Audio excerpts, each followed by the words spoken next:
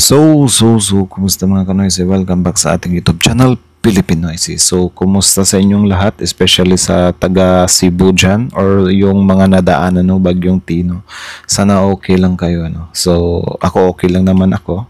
And then, yun nga pala sa Luzon pala, mag-ingat din kayo and then maghanda kayo kasi super typhoon yung paparating dyan. So, ipagdasal na lang natin na sana matunaw or walang gaanong damage or casualties or whatsoever. So, ipagdasal natin yan.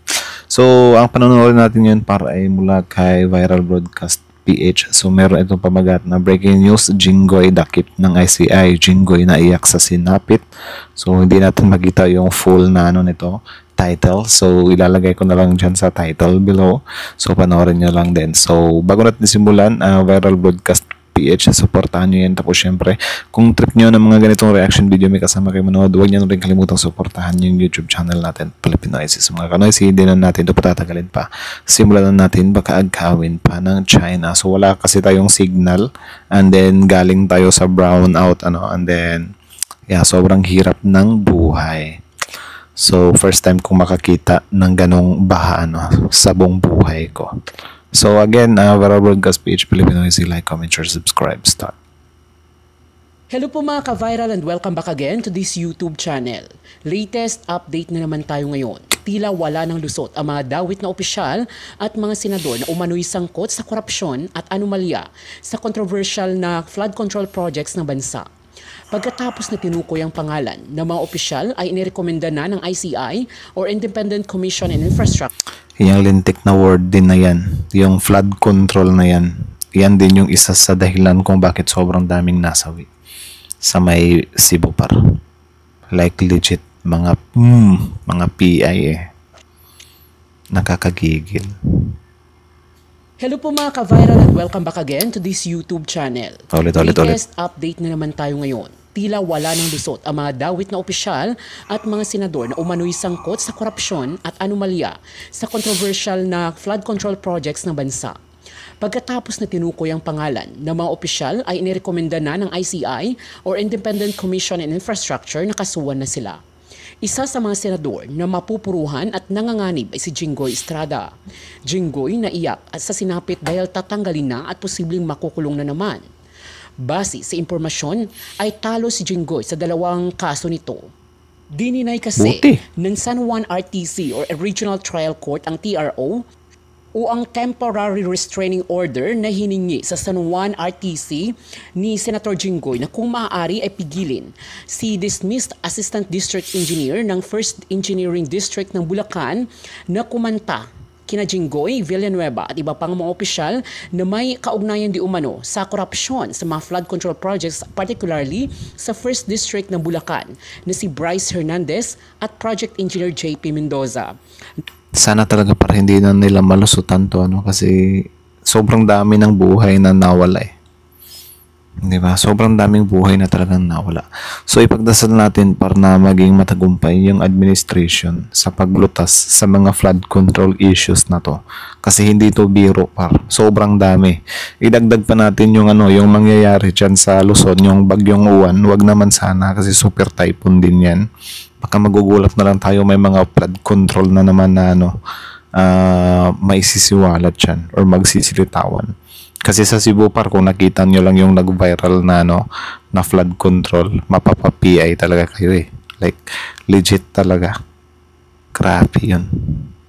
Kalaunan ay pinatunayan din ni District Engineer Henry Alcantara na parehong tinanggal sa pwesto. Base sa kanilang testimonya sa kanilang sinumpaang salaysay, ay binigyan umano si Jinggoy ng 355 million pesos project sa flood control sa Bulacan mula sa insertion sa GAA or General Appropriations Act at dito galing ang 30% na kickback na ibinigay kay Jinggoy. Kasama sa ipresenta ni na Bryce Hernandez at Alcantara ay ang mga larawan ng mga pera at chats nila ni Jinggoy at ni Villanueva sa paghahati di umano ng bundles ng mga cash sa lugar na tinawag nilang tambayan ni na Alcantara at ng mga kasama nila. Pangalawang dagok ni Jinggoy ay ang kaso nitong graft na buhay pa rin hanggang ngayon. Kampante si Jinggoy na wala na itong kaso dahil tapos na ang plunder case. Diba? Graph na sobrang tagal na na up until now hindi pa rin nabigyan ng hustisya. Diba? Sana bilis-bilisan yan eh. Is nito nung issue ng pork barrel sa Napoles case. Subalit mismo ang Supreme Court na ang nagsabi ngayon na hindi pa rin siya absuelto sa graft case niya. Mukhang minamadali na ng ICI ang pag-secure ng mga evidences at ipapasa na nila ito sa ombudsman. At ayon kay Ombudsman Buying Rimulya ay hindi na nila ito patatagalin pa. Agad nila itong isusomete o iakyat sa Sandigan Bayan at ayon sa impormasyon ay maaring sa November 25 nila ito isusomete. Ayon pa sa balita ay baka first or second week ng December ay meron ng arrest warrant sa mga opisyal na sangkot at kung ito'y mangyayari ay ayon kay Senate President Soto ay susundin nila ang rules of law. Hindi umano sila magbibigay ng proteksyon kahit ito pa ay kanilang kasamahan sa Senado. Mga kabunyog, mga kababayan, welcome sa isang namang episode ng ating gabi-gabing talakayan. Ito, hindi pa nga na isasampa yung mga kaso kay Jinggoy, yung talagang kaso niya na tungkol doon sa flood control, yung mga anomalya sa flood control, ay ito, dalawa kaagad na magkasunod na talo ni Jinggoy sa ibang kasong mga kinakaharap niya. Ano ba itong dalawang magkasunod na talo? Una, yung dati niya pang kaso noon, mga kabunyog, yung PDAF noon kay Napoles, hindi pa rin Tsaka yung pala par yung kay Napoles, comment nga kayo sa baba kung anong masasabi nyo doon kasi parang na na yun eh. Yun, na-quit ba yun? Yung kay Napoles. Comment nyo nga sa baba kung ano masasabi nyo doon. Wala din kasi akong ganong background doon eh. Ang alam ko lang doon, yung pork barrel na yun is din yun. Pusyon. Talo na naman siya doon. Talo siya doon. Bakit natalo siya? Yung plunder ng mga kaso doon, quitted siya. Pero yung graft charges na kaugnay doon, hindi. Iba kasi, lininaw ng korte ng Korte Suprema na ito Lininaw ng Korte Suprema, iba ang plunder sa graft. Ang ina-argue kasi ng mga abogado ni Jinggoy, kapag plunder daw, nandun na yung graft. Kaya, na-acquit siya sa plunder, wala na yung graft. Ay, sabi ng Korte Suprema, hindi. Iba naman ang graft sa plunder. Okay, acquitted ka sa plunder, pero sa graft, hindi. So yon? Ibig sabihin, tuloy pa rin yung mga graft na para sa akin din kapag yung case kasi pinapatagal mo, parang napapawalang bisa or parang napapahina nito kapag pinapatagal.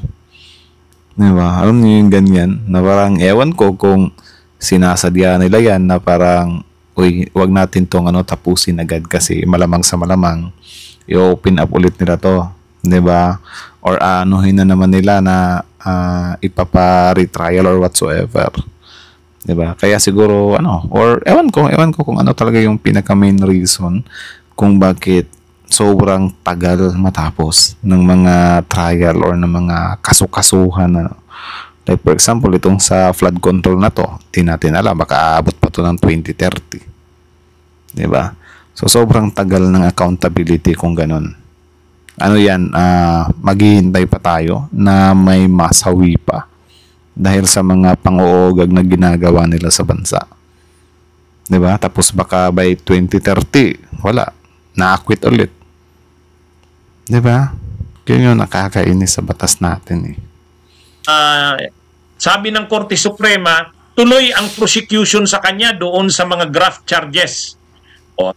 Singit ko lang So ito yung flood control sa Cebu. Hindi nyo makita. Hinaan natin yung Ay, ano ba yung na-click ko? Yung brightness. Ito yung flood control sa Cebu par. Grabe. Kita nyo ba? May buta sa gitna. Bale, yan yung nagsisilbing flood control dito or dito. Tapos may buta sa gitna. Sobrang nipis ng simento. Masisira talaga yan. Di ba? Yan siya.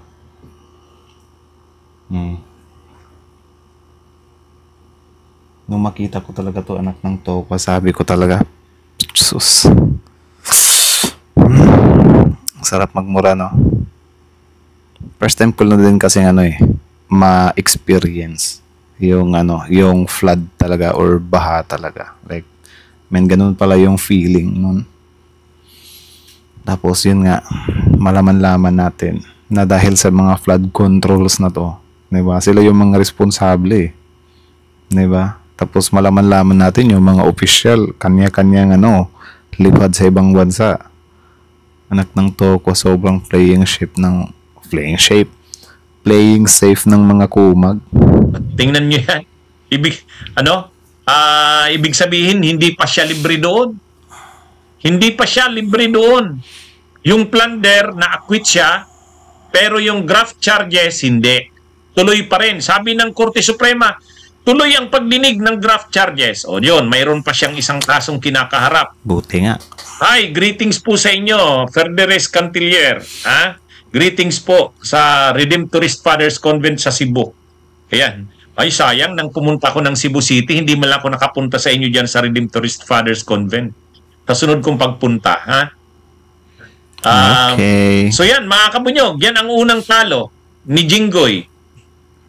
Kaya yung problema niya doon sa Napoles, luma na yan, hindi pa rin siya nakakaalis doon.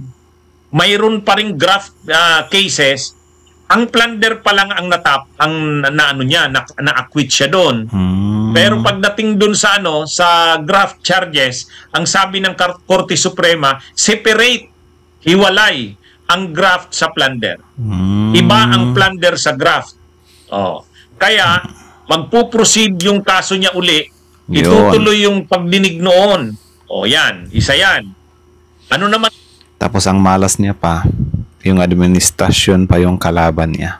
Or yung isa sa magbibigay ng lakas sa kaso niya. 'Di ba? Kasi against siya sa sa admin 'Di ba? Sasabihin na naman ng mga DDS na hindi naman naging yan nung wala pa si PBBM. Bakit ngayon lang pinopolitika, anak ng Tokwa? Baka kamo ngayon lang nagkaroon ng lakas ng loob. 'Di ba? Tinawag-tawag nyo na weak leader yung tao So sinampulan tuloy kayo. 'Di ba? Ngayon yung pangalawa. Kasi ang title natin, dalawa agad ang magkasunod na talo ni Jinggoy. Aray. Ang pangalawa, tungkol na dito sa bago. Itong tungkol dito sa flood mga control. anomalya sa flood control. Ay di ba? Ang nagbanggit kay Jinggoy na siya'y involved dyan, si Bryce Hernandez. Si Bryce Hernandez, yung dating assistant district engineer ng first district engineering office ng Bulacan, DPWH. Sabi ni Bryce Hernandez, si Jinggoy Estrada ay naglagay ng 355 million na flood control project sa Bulacan. Nako. Ayun, dun sa distrito ng sa First Engineering District. Ngayon, kinumpirma din yan ng dating district engineer na si Alcantara. Mayroon ngang 355 million si Jinggoy. Si Alcantara na tinanggi niya na hindi niya kakilala, tapos umarte ng birthday, tapos sobrang dami nilang picture together. Na insertion yon, insertion 355 million. At dahil doon sa 355 million na yon, nagbigay ng kickback. Nagbigay ng kickback kay Jinggoy Estrada. Ngayon, saan natalo si Jinggoy doon? Ang gusto ni Jinggoy, humingi siya sa San Juan Regional Trial Court ng TRO. TRO. Temporary Restraining Order. Gusto niyang pigilan si Bryce Hernandez na magsalita tungkol doon sa Diyan naman sila magaling talaga, pare. Yung mga mayayaman kasi, par. 'Di ba? Yung pera nila, doon hindi ko nila lahat. 'Di ba? Yung mga involved lang sa mga ganito ba, mga illegalistas, something like that. Yung mga pera nila, na-acquire nila sa Yun nga, sa pag-illegal nila. Diba? Tapos, kapag ka nagigipit na yung mga yan lang din yung gagamitin nila. Diba? Para malusutan yung mga panghuhugag nila. Kaya nga yung iba dyan, malamang sa malamang, meron na yung mga exit plan. Naka-ready na yan para hindi pwedeng hindi. Diba? Kasi bukod sa mga magnanakaw, yung mga yan, takot makulong yung mga yan eh.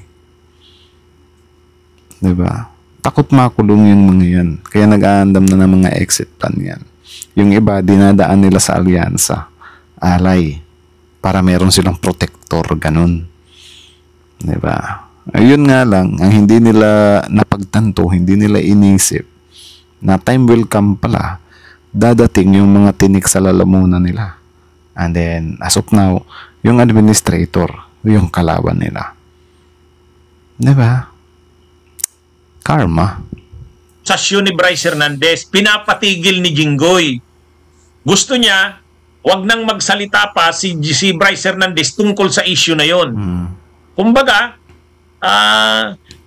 kumbaga ang gusto ni Jinggoy Estrada, wag nang mag-discuss ng ganong issue si Bryce Hernandez. Hindi na rin siya magsasalita tungkol doon. Bawal na. Yun ang hinihingi niya sa korte. TRO. Temporary Restraining Order. Ang problema, hindi siya pinagbigyan ng korte. Oo nga naman. Oo nga naman. Bakit mo naman pagbabawalan si Bryce Hernandez na magsalita ng alam niya tungkol sa iyo, Jinggoy Estrada? Tama. Yun nga ang hinihiling ng... Parang makukonsidered siya as slap, di ba? Di ba? Parang slap ba? Like, patatahimikin ka. Yeah, correct me if I'm wrong. Taong bayan na lahat ng may alam ay lumabas at magsalita. Tapos ikaw, senador ka pa naman ng bansa, senador ka ng Pilipinas, tapos ikaw pa yung magsasabi doon sa gustong magsalita. Babawalan mo, hihingin mo pa sa korte. Di ba napakaano naman nun? Maiipit kasi sila. Kaya nila ginagawa yan. They're protecting mga sarili nila. Di ba? Well, hindi na tayo magugulat dyan, par, na poprotektahan nila yung mga sarili nila at all cost. Kasi pinoprotektahan nga nila yung mga kaalyansa nila at all cost eh. Di ba? Yung impeachment ni VP Sara, yung si FPRD, pinoprotektahan nila. Sarili pa kaya nila. Yun nga lang, nakakainis sa part natin. Kasi huling-huli na, may mga ebidensya na wala, todo deny, todo tanggi pa rin. Diba? Kung hindi lang kasalanan yung pagbabatukan tong mga to, baka maraming batok nang nakuha to. Scoop muna tayo ng inom muna tayo ng kape. Kumbaga, ang gustong mangyari ni Jinggoy, patigilin ng korte si Bryce Hernandez na magsalita tungkol sa kanya doon sa issue ng flood control sa Bulacan. Kaya ang hinihiling niya sa Regional Trial Court ng San Juan, PRO, i-restrain, temporary restraining order, i-restrain, pigilan si Bryce Hernandez na wag nang magsalita tungkol doon sa issue laban sa kanya. Grabe. Bakit naman? Paano pa pag naging presidente to? Ay siya na masusunod. Yari. Bakit naman pagbabawalan ng korte? Kaya tama lang yung desisyon ng korte. At saka dapat bilang senador, hindi mo dapat ginagawa yun. Tama. Bakit mo pagbabawalan ang mga testigo na magsalita laban sa iyo? Naipit di sagutin mo. Di sagutin mo. Kung sa tingin mo nagsisinungaling yun, sagutin mo. Pero hayaang lumabas ang katotohanan. Ang ginagawa ni Jinggoy dito, parang gusto niyang i-obstruct ang justice. Obstruction of justice ang labas Mabuti na lang, matino yung korte. Hindi denied. Tsaka hindi na bago yung obstruction of justice Kasi maraming beses na natin nakita yan. Balita yan ngayong araw. Balita yan ngayong araw, mga kabunyog, mga kababayan.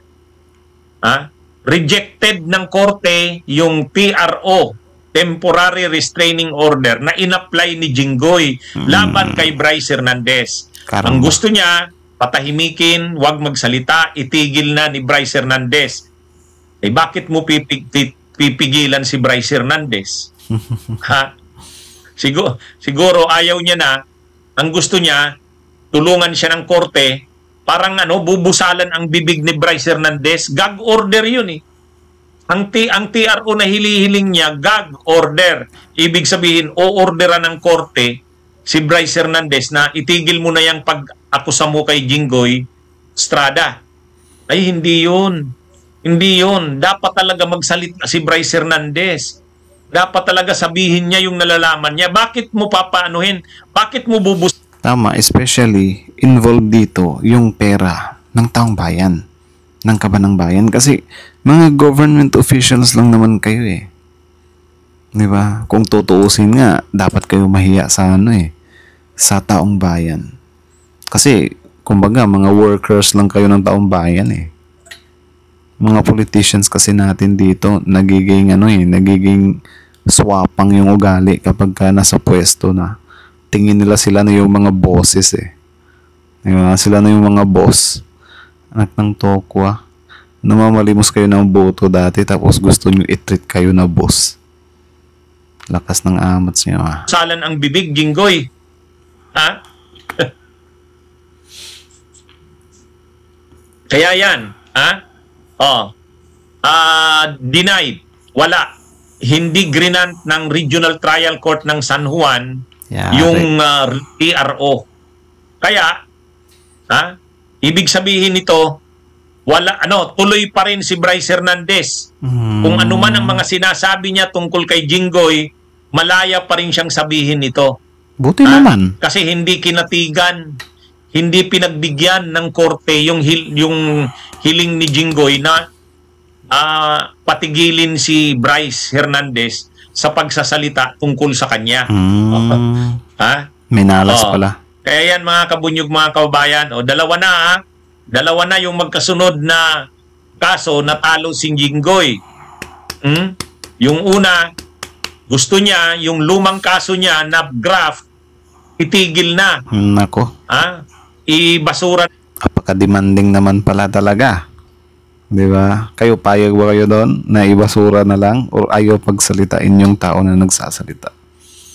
Di ba? Problema kasi sa mga tupar, dinadaan nila always, palati, kapag may nambibintang sa kanila. Dinadaan nila sa, hindi ka credible na magbigay ng kasi magnanako, sinungaling ka. Hindi ka credible.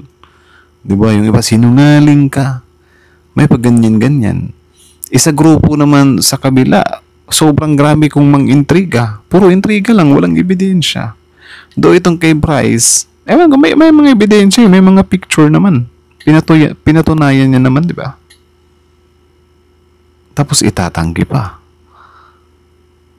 Takot din talaga tong mga to eh. Yun, kasi daw, nabasura na-acquit na siya sa plunder. So, dapat yung graft, wala na rin. Nako. Kasi yung graft daw ay part na ng plunder. Hindi. Sabi ng Korte Suprema, ibang kaso ang graft, iba ang plunder. Pag kinasuhan ka ng plunder, kinasuhan ka ng graft, hindi ibig sabihin na na-acquit ka na sa plunder, wala na rin yung graft. Hindi. Kaya, ang order ng Korte Suprema, ituloy ang hearing doon sa graft. Yun. Kita nyo? Pagkatapos ngayon naman, yung gustong mangyari ni Jinggoy na busal Abogado ba yan si Jinggoy or hindi? Comment nga kayo sa baba. ang bibig ni Bryce, wag nang magsalita sa kaso tungkol sa kanya. Itigil na yung pag-aakusa sa kanya doon sa wala. Sabi ng Korte Suprema, tuloy yon, tuloy. Mayroon pa rin siyang preliminary injunction na ina-apply. O yon, sige, hihiring pa yon. Pero ang maganda dito, mga kabunyog, mga kababayan, mabuti naman, kahit papano, magaganda ang desisyon ng korte tungkol kay Jinggoy. Kaya ito, Yun. magsasakit ang ulo nito ni Jinggoy, malamang makukulong pa ito. Aray ko. Malamang makukulong ito. Malaki ang posibilidad. Kaya Dapat lang kung talagang guilty talaga sila or napatunayan talaga sa korte. Sana bakbakan ng ebidensya to and then sana this administration mismo gawin. Kasi kung patatagalin nila to, may chance pang makawala to. Diba? Especially, or I mean, baka ano pa, isalba pa to ni Bibi Sara eh. Pang ilang kulong niya na yan. Ha? Kaya yung sinasabi ni Marcoleta, safe ka na. Safe ka na, Jinggoy. Hindi pa pala. Ang malinaw, hindi safe. Unsafe pala. Bakit hindi safe? Kasi yung dalawang kaso ay talo siya. Unang-una, Nako. gusto niya matigil na yung graft na cases niya. Tungkol kay napulis pa yon. Napulis pa yon. Sabi ng Korte Sobrang Suprema, tagal, no? hindi. Tuloy ang hearing dyan sa graft. Pangalawa, yung TRO na hinihiling niya, hindi grinan. Tuloy din si Bryce Hernandez. Kaya ang mangyayari dito, mga kabunyog, mga kababayan, kapag kinasuhan na si Jinggoy Estrada, kasi nag-recommend na ang ICI, Nako. ang ICI ay nag-recommend sa ombudsman na kasuhan na si Jinggoy. So, sabi ng ombudsman, magsasagawa ng preliminary investigation hanggang November 25. Pag November 25, magpa-file na ng November 25, tapos magrarally sila November 30. Baka i-ano nila to. kaso ang ombudsman sa Sandigan Bayan. Pag nag-file ang ombudsman ng kaso sa Sandigan Bayan sa November 25, mga unang linggo ng December niyan, lalabas na ang arrest warrant ng Sandigan Bayan. Yun. Baka bago magpasko, kulong yan si Jinggoy. Ayun. Yan yung gusto natin. Yan yung gusto natin. Yan yung gusto natin, par. So anyways, kayo na masasabi nyo dito, comment down below. Tapos yung pag-usapan natin yan sa comment section. I think magandang balita yun. And then, yun nga par, sana talaga kasi, I mean, para may makita tayo ba, na maging accountable talaga. So siguro, if ever totoo yung mga inaakusa, di ba, or mga ebidensya, is parang siya pala yung naging sacrificial lamb sa kabila. Siya yung parang unang alay, ganun. Di ba? So, maganda na rin yun, not bad, Senator. Di ba? If ever totoo. Hindi, sobrang kodo sa admin yan. Kasi meron talaga silang napanagot. Di ba? So, anyways, that's it na lang muna. So, again, ang video to is mula kay Viral Broadcast PH. Suportahan nyo yan. So, syempre, bago nyo iwan yung YouTube channel natin, Pilipinas, don't forget to like, comment, share, subscribe. So, again, pasensyahan nyo na yung setup ng video natin kasi hindi kasi to sa YouTube. Dinownload ko lang to kanina kasi yun nga, walang signal dito sa inaano ko. So, yeah. That's it. So, kayo na masasabi nyo doon, comment down below. So, grabe yun para. Jinggoy, 2 beses na talo. Yung sa niya, yung ni-request niya na ayaw pagsalitain si Bryce. Tapos yung graph niya. Sobrang ganda na combo nun, 'di ba? Na parang I think mamalas-malasin ka talaga ngayon, 'di ba? Kung hindi mo mahanapan ng paraan 'yan. Kasi parang I think paliit na ng paliit yung yung mundo ni Senator Jinggoy dahil dito. 'Di ba? So sana mabigyan sana mabigyan na agad ng hustisya to para naman yung mga kababayan natin na victim ng flood control. Kasi di biro itong para lahat victim sa flood control na to diba? Lahat ng mga nasalanta ng bagyong Tino, lahat yon victim ng flood control. Diba? Lahat yon. Kasi di mo pwedeng sabihin na malakas lang yung bagyo, umuulan kasi, diba? Nag-overflow lang. Di ba may mali pa rin talaga doon sa sa flood control talaga which is yun nga sabi ni ni Pam na 26 billion ba yun or 29 billion, correct me if I'm wrong. Sobrang laki ng nun na budget nun. Siguro sabihin na natin meron nga silang flood control talaga. Ang di kasi natin alam kung standard ba yun or substandard ba yun. And then yun nga, kung iisipin mo 29 billion, baka yung ibang budget doon to enhance or para ma-upgrade yung flood control. 'Di ba? Pero yun nga, yung nangyari, parang binigyan lang tayo ng simpleng flood control. So may post naman yun dati sa yung contractor na gumawa ng flood control na yun, yung sa Butuanon River ba yun or sa Mananga River sa Cebu, 'di ba? na parang yung contractor dinilit niya yung post niya about doon sa sa finish na flood control. So dinilit, ewan ko kung natakot na baka backlashin sila, but I think yun yung next na iimbestigahan dyan sa Senate or ewan ko kung irerekta na yan sa ICI. 'Di ba? Yung kasi pumunta naman na si doon, si Vince Dizon. So lang talaga natin kasi grabe tong mga to. Hindi lang naman pera yung mga ninakaw talaga ng mga to Kumbaga parang ewan ko kung itong mga involved dito, yung mga contractor ng mga illegalista na to. Ewan ko kung matatawag din ba sila ng murderer. Di ba? Kasi yun nga, yung kapalpakan nila, ng mga pagnanakaw nila, may mga natsuchuki kasi. Di ba? May mga naapektuhan. May mga bahay na nasira, mga family na nasira din. Di ba? So sana mapanagot na tong mga to para yun nga, yung mga kababayan natin na victims nung baha dahil sa flood control na yan is kahit papaano mabawasan yung tinik nila sa mga puso nila kasi di biro yung magmo-mourn ka pa tapos maiinis ka pa sa politika na yung mga liable dito sa sa flood control na to is nasa laya pa, di ba? Sobrang hirap pang panagutin. Ay nako, talaga kakainis. So anyways, that's it na lang muna. So kayo na masasabi nyo dito, comment down below. Tapos pag-usapan natin yan sa comment section. So again, ang video po is mula kayo Viral Broadcast page. Supportahan yan. So Filipino IC, like, comment, share, subscribe. Filipino IC is out.